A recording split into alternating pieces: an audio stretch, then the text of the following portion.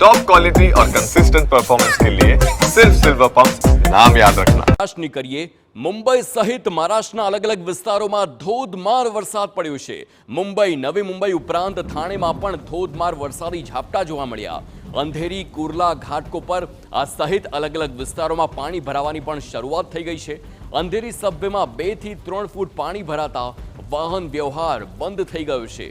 કામકાજ માટે નીકળેલા એ તમામ મુંબઈના લોકોને હાલાકી પડી રહી છે અને આ સાથે જ આગામી 48 કલાક ગાજવીજ સાથે વરસાદની હવામાન વિભાગે આગાહી કરી છે। તો આ દ્રશ્યો આપ જોઈ શકો છો, મુંબઈના કુર્લા વિસ્તારના દ્રશ્યો છે। કુર્લામાં કેવી સ્થિતિ સર્જાઈ છે તે આપ જોઈ શકો છો। વરસાદ અને તેના કારણે પાણી ભરાયું છે। ઢીચણસમાં પાણી ભરાયું હોય, વાહનોના આખા ટાયર ડૂબી ગયા હોય ત્યારે વાહન વ્યવહાર તો ઠપ થાય છે જ, પરંતુ લોકોના નોકરી ધંધાને પણ મોટા પ્રમાણમાં અસર પડે છે। આર્થિક રાજધાની મુંબઈની આવી સ્થિતિ દર વર્ષે સર્જાય છે, પરંતુ નિરાકરણ નથી આવતું। ક્યાંક ને ક્યાંક પાણી ભરાયેલા જોવા મળી રહ્યા છે। તો હવેના દ્રશ્યો આપ જોઈ શકો છો, ઘાટકોપર વિસ્તારના દ્રશ્યો છે। ઘાટકોપરમાં મોડી સાંજ બાદથી જ વરસાદની શરૂઆત થઈ હતી અને ત્યારબાદ મેટ્રો સ્ટેશન આસપાસનો જે આખો વિસ્તાર, ત્યાં પાણી ભરાયેલા છે। વાહન વ્યવહાર ઠપ થયેલો છે, લોકો ચાલતા નીકળવા મજબૂર થયા છે।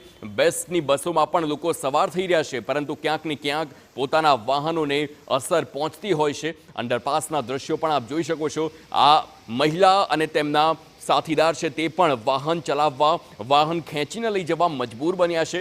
ક્યાંક ને ક્યાંક લોકોને સૌથી પહેલી ભીતિ એ રહેતી હોય છે કે પાણીમાં મારું વાહન બંધ થઈ જશે તો મોટી તકલીફ પડશે। હવે આ ચારેય દ્રશ્યો મુંબઈના જુઓ। મુંબઈમાં વરસાદ બાદ કેવી સ્થિતિ સર્જાતી હોય છે તેવા દ્રશ્યો દર વર્ષે સર્જાય છે। આ વર્ષે પણ આવા દ્રશ્યો ફરી એકવાર મુંબઈમાં ઘાટકોપર હોય, કુર્લા હોય, અંધેરી હોય, આ તમામ વિસ્તારમાં વરસાદને ત્યારબાદ ભારે પાણી ભરાયેલા છે।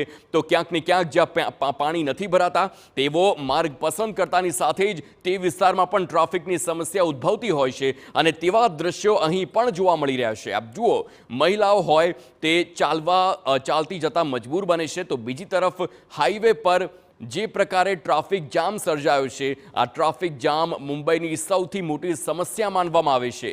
આ સાથે જ દરિયાઈ વિસ્તારની વાત કરીએ તો ત્યાં પણ નદીમાં ઊંચા મોજા ઉછળતા પણ જોવા મળે છે। લોકોને પણ આ તમામ મરીન ડ્રાઈવ સહિતના વિસ્તારથી દૂર રહેવા આદેશ પણ આપવામાં આવે છે।